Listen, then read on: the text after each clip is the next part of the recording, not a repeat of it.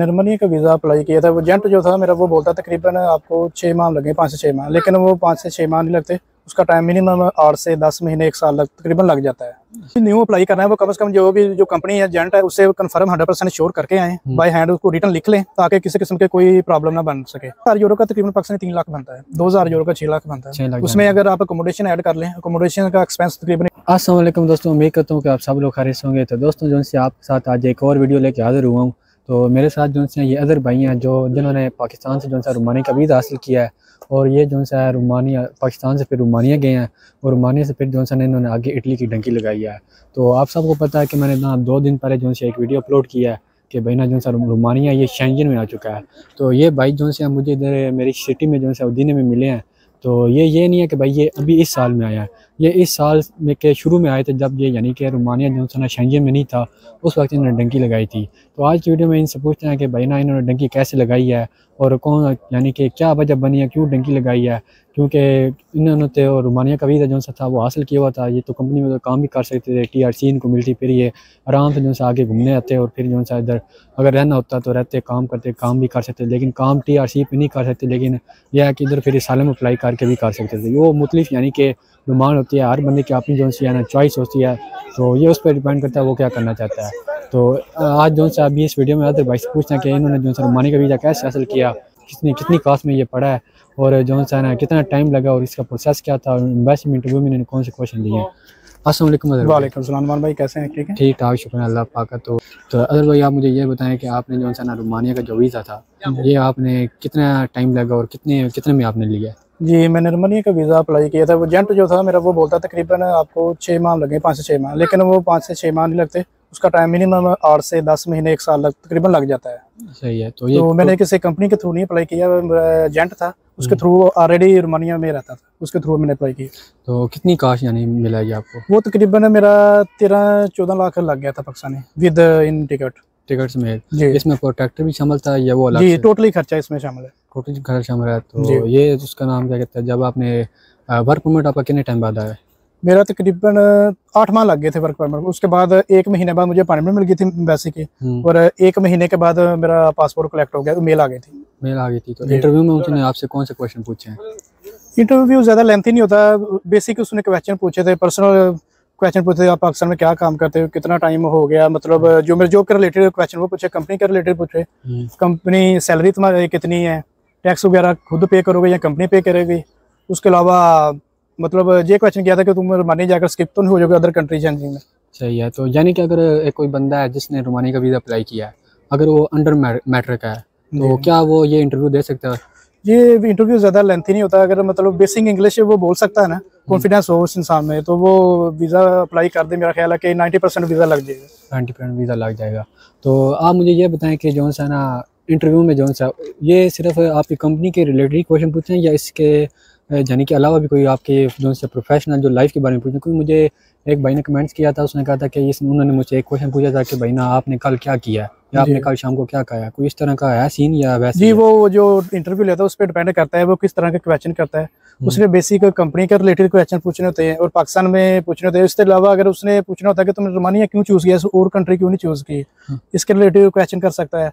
और उसके अलावा पासपोर्ट पे जो न्यू होता है ना इंसान, जिसने ऑलरेडी पहले ट्रैवल ना किया हो, वो पासपोर्ट चेक करता है कि इस पे ऑलरेडी पहले कोई वीज़ा नहीं लगा, तुमने रोमानिया क्यों चूज़ किया और कंट्री क्यों नहीं चूज़ की।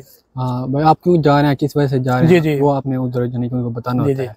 तो उससे अलावा इसके अलावा उसने आपसे कोई जॉब का यानी कि एक्सपीरियंस वगैरह पूछा था? जी, एक्सपीरियंस तो ज़रूरी है, एक्सपीरियंस के बगैर तो नहीं काम होता। अगर आप जाएंगे ना एक्सपीरियंस के बगैर, तो वो नेगेटिव मार्जिन में आपको मतलब शामिल करेगा कि इसने ऑलरेडी काम तो किया नहीं, तो वो उधर जाके कैसे काम करेगा। सही है। एक्सपीरियंस जरूरी है, कम से कम 3 से 4 माह का एक्सपीरियंस हो, जिस कंपनी में आप जा रहे हैं ना उसके रिलेटेड आपका एक्सपीरियंस हो, जो काम के लिए आप जा रहे हैं। तो ये जो वीज़ा था रोमानिया का, ये आपके शहर में रहते हैं, किस शहर से आपने हासिल किया? मैं बेसिकली मेरा जिला शेखपुरा है, उसकी तहसील है सफदराबाद, उधर से मैं बिलोंग करता हूँ। उधर से बिलोंग करते हैं। तो ये आपने वीज़ा किस एजेंसी से यानी किस ट्रैवल से आपने लिया? मैंने एजेंसी से नहीं अप्लाई किया, मेरे भाई ऑलरेडी दुबई में रहता है, उसका आगे कोई दोस्त है, उसके थ्रू मैंने, वो बंदा ऑलरेडी वो रोमानिया में रहता है, वो जो वीज़ों का काम करता है, उसके थ्रू मैंने अप्लाई किया। सही है। तो उसके बाद जो सा जब आप यानी कि रोमानिया पहुंचे हैं, तो आप यानी कि इनका जो कैपिटल है बुखारेस्ट है, उधर आप जब पहुंचे हैं तो उधर आपको रिसीव करने के लिए कंपनी की तरफ से कोई बंदा आया? जी, कंपनी की तरफ से बंदा आया था, उसने रिसीव किया है, वो कंपनी को बकायदा कॉल करते हैं कि आपका ये बंदा आया है, अगर आपने रिसीव करना है तो ठीक है, हम इसको मतलब एयरपोर्ट से आउट कर सकते हैं। अगर कंपनी कहते कि मुझे नहीं ज़रूरत है इस बंदे की, तो वो एयरपोर्ट इंतजामिया वो मतलब नेक्स्ट एयरपोर्ट से बाहर नहीं निकलने देते, वो वापसी भेज देते हैं जब तक कंपनी रिसीविंग ना दे कि आदमी मुझे ज़रूरत है, इसको मैंने अप्लाई किया है, मुझे इसकी ज़रूरत है। यानी कि आपके कहने का मतलब है कि अगर कंपनी का बंदा बाइक ना आया हो, अगर वो बाइक रिसीव करने के लिए ना हो, जी जी, तो उधर जो है एयरपोर्ट से आपको बाइक नहीं निकलने देते। जी जी, मेरे साथ ऐसे वाक़यात हो चुके। मेरे साथ बंगाली थे, तकरीबन 10-12 थे। वो कंपनी की तरफ से उनका मेरे ख्याल कोई रिसीविंग का इशू बन गया था। मैं और मेरे साथ और 4-5 पाकिस्तानी थे, वो सभी क्लियर हो गए, लेकिन बंगालियों को वो अलग एक रूम में ले गए, उनके शायद रिसीविंग का कोई इशू बन रहा था। बाकी नेक्स्ट प्रोसेस पता नहीं उनका क्या बना। सही है। तो उसके बाद जो से आप जो से आगे कंपनी में गए हैं, तो कंपनी ने आप अंदर काम किया है नहीं किया, क्या सूरत हाल थी? मैं रोमानिया बेसिकली काम के गर्ज के लिए गर्ज से आया था, लेकिन जो मेरी कंपनी थी वो फिजिकली कंपनी नहीं थी। मैंने वैसे विजिट भी नहीं कर सका। वो जिस बंदे के थ्रू मैंने वीज़ा अप्लाई किया था ना, वो कह रहा कि कंपनी के पास मुझे लेकर गया, जो ओनर था ना उसके पास लेकर गया, लेकिन कंपनी मैंने नहीं देखी। उसने बोला कि हमारा सीजनल काम होता है, 6 महीने का काम होता है, 6 महीने के बाद जो है ना सर्दियाँ सारी, मतलब हमारा रेस्टोरेंट, मेरा रेस्टोरेंट का वीज़ा था। सही है। तो वो कह रहा कि 6 महीने का मेरा सीजन था टूरिस्ट प्लेस का, वो समंदर के साथ था उसका रेस्टोरेंट वगैरह। तो मतलब 6 महीने के लिए तुम फ्री हो, हम टीआरसी आपको नहीं बनवा के दे सकते, 6 महीने के बाद हमारा काम स्टार्ट होगा, नेक्स्ट हम टीआरसी आपकी अप्लाई कर सकते हैं। सही है। तो फिर आपने उधर काम किया या नहीं किया? फिर नहीं, मैंने काम नहीं किया। यानी कि मैं 6 महीने के लिए फ्री नहीं था बैठ सकता, तो वो कंपनी टीआरसी भी नहीं थी बना के दे रही। तो मैंने फिर नेक्स्ट सोचा कि इधर मैं क्या करूँगा 6 महीने। तो फिर मैंने नेक्स्ट घर वालों से मशवरा किया, भाई से किया, उसने बोला कि फिर आप ऐसा करो कि इटली चले जाओ। भैया, तो आपने जो सा अपने एजेंट से बात नहीं की कि भाई मैं इधर रोमानिया पहुंच गया हूँ, तो इधर तो ये कह रहे हैं कि आप जो सा फर्स्ट 6 मंथ जो सा काम नहीं कर सकते, तो अभी मैं इधर क्या करूँ? उसने कोई रिस्पॉन्सिबिलिटी नहीं ली थी, उसकी कोई जिम्मेदारी? उसने बताया कि मेरा सिर्फ काम होता है इधर बंदों को ना एंट्री करवाना, एंट्री के बाद मेरी रिस्पॉन्सिबिलिटी खत्म हो जाती है। लेकिन जब रोमानिया में पहुंचेंगे फिर उसने ये सारी बातें बताई। अच्छा, लेकिन मुझे फर्स्ट ट्रैवल था, मुझे आइडिया नहीं था कि ये सब काम रोमानिया में जाके होते हैं। काइंडली जो नेक्स्ट कोई भी इंसान आ रहा है ना, वो जिस एजेंट के थ्रू भी आ रहा है, वो ये सब चीज़ें ना कंफर्म करके आए कि कंपनी में आप काम पे लगवाएंगे या नहीं लगवाएंगे, या सिर्फ एंट्री करवाएंगे रोमानिया में, ये सारी चीज़ें कंफर्म करके फिर आप ट्रैवल करें। यानी कि जब आपने अप्लाई किया था, तो जो एजेंट था उसने जब आपको डील किया, उसने आपको जो से एग्जैक्ट जो बात थी वो आपने उसने आपको सही नहीं बताई। वो ने सिर्फ आपको जो है बुक किया है अपने, यानी कि अपने फ़ायदे के लिए। अगर आपको वो उधर बात बताता तो जारी बात आप नहीं अप्लाई कर सकते। आपको तो जब पता चलेगा एक बंदे को उधर 6 महीने पहले फर्स्ट 6 महीने काम नहीं है, तो क्यों जाएगा? जी बिल्कुल ऐसा। तो यही है ना, आपको उन्होंने मिस गाइड किया है, गलत गाइड किया है। जी बिल्कुल ऐसा। तो आप ये क्या मशवरा देना चाहते हैं जो लड़के जो आना चाहते हैं अभी, जो जिन्होंने अप्लाई किया होगा? जिन्होंने भी न्यू अप्लाई करना है, वो कम से कम जो कंपनी है एजेंट है उससे कंफर्म 100% श्योर करके आए, बाय हैंड उसको रिटर्न लिख लें, ताकि किसी किस्म के कोई प्रॉब्लम ना बन सके। कंपनी के हम जिस कंपनी में जा रहे हैं फिजिकली वो कंपनी उधर है भी यार रोमानिया में कि नहीं, वो काम पे लगवाएगी, अगर लगवाएगी तो वो सैलरी क्या देगी, सारी चीज़ें रिटर्न बाय लिख लें। सही है। तो ये आप रोमानिया कब पहुंचे थे, कौन से पिछले साल कब? मैं तकरीबन अक्टूबर को पहुंचा था 2023 में। अक्टूबर 2023 को जाने के आप पहुंचे थे। मैं पाकिस्तान से आया था बहरीन, मेरा 2 स्टे थे रोमानिया तक पहुंचने थे। फर्स्ट मेरा स्टे बहरीन था, सेकंड था इस्तांबुल, नेक्स्ट मैं रोमानिया में आया। सही है। तो उसके बाद जो आपने इटली की जो सी डंकी लगाई है, ये आपने कैसे लगाई है? कोई एजेंट को आप जानते थे या आपको किसी ने रेफरेंस के थ्रू आपको पता चला? नहीं, मैं तो नहीं जानता। मेरे साथ एक और लड़का था, वो सेम कंपनी था, मैं उसका भाई ऑलरेडी इटली में रहता था, उसका भी सेम मेरे जैसा सिनेरियो था। उसने भाई से बात की अपने से, फिर उसने आगे एजेंट से रब्ता किया, हम दोनों फिर मैं उसके रेफरेंस से दोनों इकट्ठे आ गए थे इटली। तो इसके लिए जो है कितने आपके एक्सपेंस जो से लग गए हैं, आप यूरो में या पाकिस्तानी करेंसी में बता? उसका एक्सपेंस होता है, मतलब फिक्स नहीं है वो, मतलब कोई 250 यूरो लेता है, कोई 3000 यूरो लेता है, कोई 3200 यूरो लेता है। मैं तकरीबन 3000 यूरो में इधर आ गया था। तो ये जो सी गेम थी आपने टैक्सी की है या ट्राली की? नहीं, मैंने ट्राले के गेम की है। ट्राली वो रोमानिया से हंगरी, हंगरी से सल्वीनिया, सल्वीनिया से इटली में आ गया था। तकरीबन 16 घंटे में मैं इटली अल्हम्दुलिल्लाह पहुंच गया, किसी किस्म का कोई मसला नहीं बना। अच्छा, तो आपने यानी कि बुखारेस्ट से आपने आगे यानी कि कैसे आप गए हैं, यानी कि आपने ट्रेन लिया, किस तरह आप? अच्छा, मैंने जो है ना पाकिस्तान से बुखारेस्ट आया, बुखारेस्ट से जो मेरा एजेंट था ना उसके पास मैं चला गया। वो रहता था कंसिस्ता मंगालिया, वो तकरीबन 5-6 घंटे की डिस्टेंस थी। 5-6 दिन में उसके पास रहा, लेकिन मुझे कंपनी वगैरह रिसीव नहीं करनी आई। नेक्स्ट मैंने इटली का प्रोग्राम बनाया, वो इटली के लिए जाने के लिए मैं उधर से फिर बुखारेस्ट आया। बुखारेस्ट से आगे इनका एक सिटी है उसका नाम मेरे माइंड से आउट हो गया है। तिमिशोरा है। तिमिशोरा से नेक्स्ट जो है ना वो गेम के लिए नेक्स्ट, क्योंकि वो बॉर्डर के पास है ना। जी अल्हम्दुलिल्लाह मैं फर्स्ट अटेम्प्ट में इटली पहुंच गया। लोगों को वैसे काफ़ी मुश्किलात मसले बनते हैं, लेकिन अल्हम्दुलिल्लाह मैं बायासानी जो है ना इटली पहुंच गया। किसी रास्ते में किसी भी कंट्री में कोई फिंगर वगैरह नहीं मेरे हुए, फर्स्ट फिंगर मेरे इटली में हुए।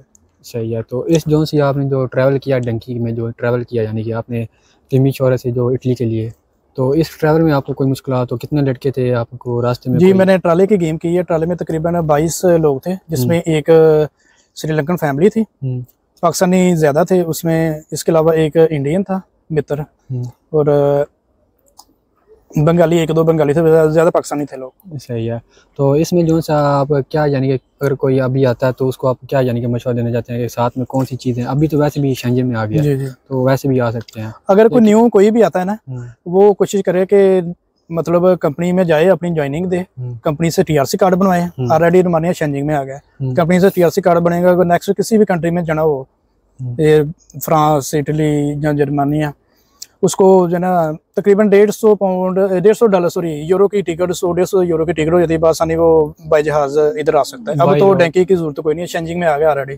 जिस टाइम मैं आया था उस टाइम वो शेंजिंग में नहीं था, ऑलरेडी यूरोप में शामिल था लेकिन शेंजिंग में नहीं था। हाँ जी बिल्कुल। अभी यानी कि बंदे जो भी आना चाहते हैं अभी ये शेंजन में, आप बाई रोड जो है, बाई एयर, बाई ट्रेन, आप जो है किसी कोई भी ट्रांसपोर्ट लेके आ सकते हैं। जी जी सही है। तो क्योंकि अभी आपको पता है कि एक लड़के ने जो है कमेंट किया था कि वो कह रहा था कि भाई ना जो ना मैंने रोमानिया का वीज़ा जो है अप्लाई किया था, तो अभी उस वक्त भी जो है रोमानिया शेंजन में आ चुका था, लेकिन अभी मुकम्मल तौर पे इसका बज़ाब्ता जो सा था ना वो ऐलान ही हुआ, ये अभी 2025 में हुआ है। मैंने 2 दिन पहले अभी एक वीडियो भी अपलोड किया। बिल्कुल ऐसे ही है। तो पहले उन्होंने शेंजिंग में शामिल किया था, 2024 में किया है, लेकिन उसने बाय एयर इजाजत दी है, लेकिन अब बाय रोड भी इजाजत मिल गई है। 2025 से बाय रोड भी आप ट्रैवल कर सकते हैं। हाँ जी। तो इसमें आपसे उसके लिए आपको पास TRC होनी रोमानिया की, वो कंपल्सरी है, उसके बगैर आप ट्रैवल नहीं कर सकते बाय एयर। बिल्कुल। तो इसमें आपसे ये पूछना था कि भाई ना अगर बंदे का पासपोर्ट पे जो है ना वीज़ा एक्सपायर हो गया रोमानिया का, ये बात उस पर 3 मंथ का वीज़ा लगा होता है। जी जी। तो उसके बाद उसके पास TRC भी नहीं है, कंपनी ने निकाल दी हो, तो अब उसके लिए क्या है, यानी कि वो वापस चला जाए या फिर आगे आए? क्या नहीं, इतनी मुश्किलों से अगर रोमानिया में आया है, उसे कंपनी ने TRC नहीं बनवा के दी, उसके बाद एक ऑप्शन बचता है, वो ट्रैवल करके ना शेंजिंग में आ जाए, बाय रोड आ जाए, जैसे भी आ जाए, डंकी लगा के आ जाए, उसको वापसी जाने की जरूरत नहीं। इतने पैसे लगा के इतना टाइम वेस्ट किया है, अगर वो वापसी चला गया तो पैसे मेरा ख्याल है पाकिस्तान में आप पूरे नहीं कर सकते। जारी बात है, जितना एक्सपेंस हुआ इतनी अमाउंट भी नहीं होती है जो या कोई किसी ने किसी दोस्त लिए होते हैं आगे पीछे से जी, तो ये इस चीज़ का आपको भी पता है। तो उसके बाद जो जब आप इटली पहुँचे हैं तो इधर पहुँच के आपको कैसा लगा है? जी अल्हम्दुलिल्लाह, अल्लाह का मैं शुक्र करता हूँ कि मुझे पूरे ट्रैवल में किसी किस्म में कोई परेशानी नहीं बनी। हम मदीने के तकरीबन 20 मिनट की ड्राइव पे उतरे थे, पूरे से मैं स्टेशन में खड़ा था, बस स्टेशन पे। आगे नेक्स्ट जाने के लिए मिलान शायद मैं चला जाता अगर मेरे इधर फिंगर ना थे। उधर वो कारबनेरी वाले आए हैं, उन्हें हमारे फिंगर वगैरह लिए हैं। उन्होंने नेक्स्ट मुझे जो है ना दफ्तर की अपॉइंटमेंट दी कि 2 दिन बाद तुम्हारी अपॉइंटमेंट है कस्तूरा में, तो उधर जाके अपने फिंगर वगैरह दोबारा से कराओ, झील करो। आप यानी कि फौरन अजील हुई है? जी, टाइम नहीं लगा। वैसे तो आपको पता है इधर अजील भी बड़ी मुश्किल से होती है। जी, ऐसे ही मैंने बहुत से दोस्तों से पूछा है, वो बताते हैं कि मतलब एक माह हो गया है हमें कस्तूरे के बाहर मतलब बैठे हुए अजील के लिए। मेरे साथ जो कुछ दोस्त थे उनका प्रॉब्लम बना है, वो ऑलरेडी सिटी चेंज करके ना कोई बेरगामो, कोई मिलान, कोई ब्रेशिया चला गया। वो कह रहे थे कि इधर हमारी झील नहीं हो रही, फिर उनको वापसी रिटर्न दिन में आना पड़ा। अल्हम्दुलिल्लाह मेरा तो 1 दिन में झील हो गई थी। 1 दिन में हो गई है। अभी यानी कि आप इधर आपने कोई काम वगैरह किया है? जी मैंने काम किया। तो इधर और इधर यानी कि रोमानिया में भी आप आए हैं, तो इधर क्या फ़र्क आपको महसूस है? यहाँ पे काम की कंडीशन क्या है? बंदा मैक्सिमम जो है दिन में कितने घंटे काम करे और मंथली जो है बंदा कितने कमा सकता है, जो पाकिस्तानी कितने बन जाते हैं ये? अच्छा, इधर इटली में जो सबसे ज़्यादा जो पाकिस्तानी देसी कम्युनिटी है ना, वो काम करती है, जो न्यू होता है वो ज़्यादातर फैक्ट्री में काम करते हैं या एग्रीकल्चर का काम करते हैं। एग्रीकल्चर का काम अगर आप पाकिस्तानियों के पास करें, वो तकरीबन आपको 1 घंटे के 7 से 8 यूरो देगा, 6, 7, 8, वो आपके ऊपर डिपेंड करता है आपका एक्सपीरियंस कितना है। अगर न्यू बंदा है उसको 6 से 7 यूरो मिलते हैं घंटे के। अगर आप टालियन के पास काम करें उसको आपको 1 घंटे के 9 से 10 यूरो, 11-12 तक भी मिलती है। तो ये मंथ फैक्ट्री में तकरीबन एवरेज जो सैलरी होती है ना, 8 घंटे की ड्यूटी होती है, वो 1300-1400 मिनिमम इतनी सैलरी फैक्ट्री में मिल जाती है। सही है। तो ये यानी कि 1 मंथ में यानी कि कितने आप घंटे लगा लेते हैं? वो वीक्स फैक्ट्री में अगर काम करें तो वो वीक में तकरीबन 40 घंटे सुकून से लग जाते हैं। अगर आप हफ्तावार वीकेंड पे छुट्टी भी करें ना, 40 घंटे वीक में लग सकते हैं। उसके अलावा जो पुराने लोग हैं जिनके पास लाइसेंस वगैरह है, वो 8 घंटे फैक्ट्री में लगा के उसके बाद डिलीवरी का काम करते हैं, 4 घंटे उधर से लगा लेते हैं।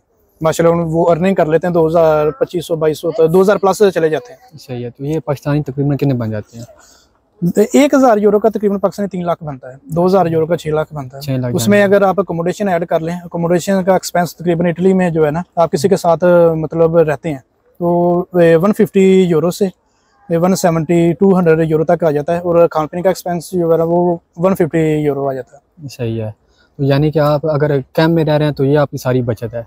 अगर आप यानी कि अगर यहाँ पे अपार्टमेंट लिया हुआ, घर लिया हुआ है, तो फिर जो सा आपका मैक्सिमम जो सा वो 5 से 600 यूरो जो जी, अगर आप अकेले रह रहे हैं ना उसके लिए आपको तकरीबन 500 600 यूरो मिल जाता है। अगर आप किसी के साथ रह रहे हैं वो 150 से 200 यूरो तक एक्सपेंस आपका अकोमोडेशन का जाता है। उसमें इंक्लूड कर ले 150 यूरो जो है ना आपके खाने पीने का आ जाता है। सही है। तो आप मशवरा क्या देना चाहते हैं कि बंदों को यहाँ पे आके इटली में जो सी झील है वो ओपन करवानी चाहिए या कैंप लेना चाहिए? कैंप के क्या बेनिफिट है?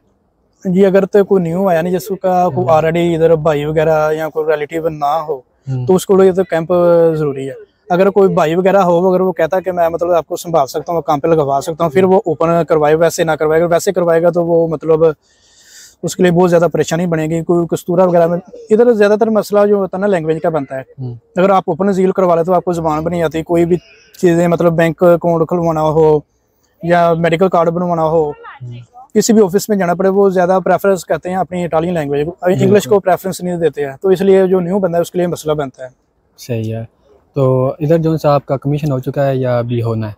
जी, मेरा फर्स्ट कमीशन हो चुका है। तो उसका क्या रिजल्ट आया है? फर्स्ट कमीशन में जो है ना मोस्टली 90% लोगों का वो नेगेटिव ही आता है। सेकंड कमीशन में फिर देखते हैं कि मतलब जो इंसान है वो उसने कोई कानून की खिलाफ वर्जी तो नहीं की, इधर टैक्स बाकायदा पे करता रहा, वो लड़ाई झगड़ा तो नहीं किया। सेकंड कमीशन में मोस्टली भी लोगों को पेपर मिल जाते हैं, उनको लगे कि इसके प्रूव 100% ठीक है तो फर्स्ट कमीशन पास हो जाता है। अगर उनको लगे ना मतलब 50-50 डिसीजन हो के मतलब ये इंसान झूठ बोल रहा है, सारी बात उन्होंने डेली के पता नहीं कितने लोगों के इंटरव्यू करने होते हैं, उनको हर इंसान की साइकी मालूम होती है, तो वो इंटरव्यू के दौरान ही डिसीजन कर लेते हैं कि ये स्टोरी जो सुना रहा है ये ठीक है या गलत है। उसके बाद दोस्तों मैं आपको एक बात और बता दूं कि ना मैं खुद कैंप में रहा हूँ, तो मैं आपको बेस्ट मशवरा यही दूंगा कि अगर आप यानी कि इटली पहुँचे हैं, जिस मर्जी तरीके से आप पहुँचे हैं, आपने जो सा कैंप लाजमी लेना। क्यों? उसके बहुत से फ़ायदे हैं, क्योंकि कैंप वाले जो है आपको आने का दुए का बेसिक जो लैंग्वेज जो है ना कोर्स वो करवाएंगे। उसके बाद जो है आपकी जो है यहाँ के जो कानून और जो तरीके हैं वो आपको गाइड करेंगे। अगर आप यहाँ ओपन आपने अदील करवाई है, उधर जो है ना आपको ना कोर्स होंगे ना ही आपको यानी कि कुछ यानी कि कोई डॉक्यूमेंट जो है ना वो आपका इजीली नहीं बनेगा। इधर कैंप में इनकी जिम्मेदारी होती है, ये आपके डॉक्यूमेंट भी ना ही सिर्फ आपके डॉक्यूमेंट बनाते हैं बल्कि आपको इस काबिल बना देते हैं कि कल अगर आप कैंप छोड़ेंगे तो आप इस काबिल होंगे कि आप भाई खुद काम ढूंढ सकते हैं, आप कोई भी यानी कि काम कर सकते हैं, आपको यानी कि कोई इशू नहीं है, आपकी लाइफ इजीली हो सकती है। तो मैं मशवरा यही दूंगा कि जिन लड़कों जो लड़के इधर पहुँचते हैं वो कैंप लाजमी लें। अगर जिनका इधर कोई जानने वाला नहीं है, अगर जानने वाला है तो फिर तो उसको टेंशन नहीं है, क्योंकि जो उसका जानने वाला है वो उसको पता होता है, उसने स्ट्रगल की होती है कि कौन सा डॉक्यूमेंट कहाँ से बनना है कहाँ से नहीं बनना। तो उसके बाद अभी आप यहाँ पे आपको कैसा फील लग रहा है अभी? जी अल्हम्दुलिल्लाह मैं खुश हूँ इधर इटली में आके, अल्हम्दुलिल्लाह काम भी कर रहा हूँ, फैक्ट्री में काम कर रहा हूँ। फैक्ट्री में काम कर रहे हैं? तो फैक्ट्री का क्या प्रोसीजर है इसमें, यानी कि कितना वो एजेंसी के थ्रू आपको अप्लाई करना पड़ता है। अच्छा। तो इधर मैं जो भी न्यू आ रहा है उसको मशवरा है कि वो कम से कम लाइसेंस लाजमी लेकर आए, पाकिस्तानी लाइसेंस की इधर आने के मुझे अहमियत का पता चला। अच्छा, तो पाकिस्तानी लाइसेंस पे यहाँ पे गाड़ी चला सकते जी, हैं? 1 साल के लिए इजाज़त है। उसके बाद आपका जो रेजिडेंस है इधर बोलते हैं, जो पाकिस्तान में नेशनल ID कार्ड होता है ना, इधर इटालियन में उसको रेजिडेंस बोलते हैं। सही है। अगर आपके पास रेजिडेंस है तो उसके बाद 1 साल के अंदर आपको ना वो इटालियन लाइसेंस करना जरूरी होता है। सही है। तो रेजिडेंस पे यानी कि आप यहाँ पे अगर आप अपना ड्राइविंग लाइसेंस लेके आते हैं तो यहाँ पे आप 1 साल गाड़ी चला सकते हैं। जी, उसको चेंज करवा सकते हैं, इटालियन लाइसेंस में गवर्नमेंट इजाज़त दे देती है 1 साल के लिए। सही है। तो उसके बाद आप ये बताएं कि आप कैंप में रहे हैं, तो कैंप की जो सी लाइफ कैसी है वहाँ पे, यानी कि क्या खाने पीने को कुछ वहाँ पे क्या सूरत हाल है? देखिए, इटालियन लोग वो ज़्यादातर पास्ता वगैरह खाते हैं। सही है। पाकिस्तानी जो देसी कम्युनिटी वो ज़्यादातर चावल या रोटी ज़्यादा खाते हैं, पास्ते को ज़्यादा वो पसंद नहीं करते। वो कैंप में थोड़ी सी मुश्किलात तो बनती हैं, लेकिन उसमें आसानी भी है ना उसके साथ साथ। बिल्कुल। अगर आपके मतलब स्टार्ट में आते हैं, आपको लैंग्वेज के कोर्सेज भी करने होते हैं, उसके बाद मेडिकल कार्ड की भी ज़रूरत होती है, वो भी बनवाना होता है। उसके बाद आपका जो है ना स्कूल में अगर जाना हो तो वो कैंप के थ्रू आप जा सकते हैं इजीली। सही है। अगर आप ओपन होते हैं तो इसके लिए मिसाल के तौर पर किसी के पास रहते हैं ना, उस वो काम छोड़कर अपनी छुट्टी करके तो कोई नहीं जा सकता, किसी के पास इतना टाइम नहीं होता कि ऑफिस वगैरह में जाए, तीसरा संतारिया कार्ड बनवाना हो या और कोई अपॉइंटमेंट हो। सही है। तो जमानत न्यू जो आता है उसको जबान नहीं आती। सही है। तो सही है। तो जो फर्स्ट जो थी वो आपको कितने टाइम बाद मिल गई थी? मेरी फर्स्ट जो तकरीबन 55 डेज बाद मुझे मिल गई थी। तो फ़ौरन आपने काम किया या उसके कुछ नहीं, टाइम? जो फर्स्ट योर होती है ना, इधर हर कस्तूरी का अपना तरीकाकार होता है। जो दीन में है ना, वो फर्स्ट योर वाइट मिलती है, उस पर आप 2 मंथ के बाद, मिलने के 2 मंथ के बाद आप काम कर सकते हैं लीगल। सही है।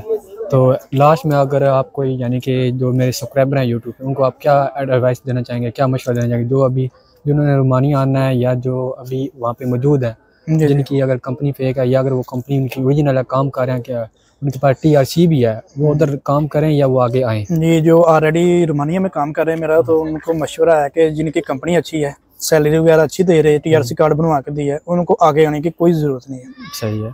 उस पर यह है कि आप ट्रैवल किसी भी कंट्री में कर सकते हैं। लीगल स्टेटस और इलीगल स्टेटस में ज़मीन आसमान का फ़र्क है। बिल्कुल जो लीगल स्टेटस, उसकी रिस्पेक्ट तो आपको पता है कि ज़्यादा जिधर मर्जी जा सकता है, ट्रैवल कर सकता है। बिल्कुल सही है। तो उम्मीद करता हूँ कि दोस्तों जो सी आपको जो सी मेरी वीडियो अच्छी लगी, कि जिन भाइयों ने मेरे चैनल को सब्सक्राइब नहीं किया वो मेरे चैनल को लाजमी सब्सक्राइब कर दें। अगर आपको वीडियो अच्छी लगी, आप कमेंट में अपनी राय का ज़रूर इज़हार कीजिएगा। इस तरह की जो सी मज़ीद वीडियो आपको आगे भी मिलती रहेगी।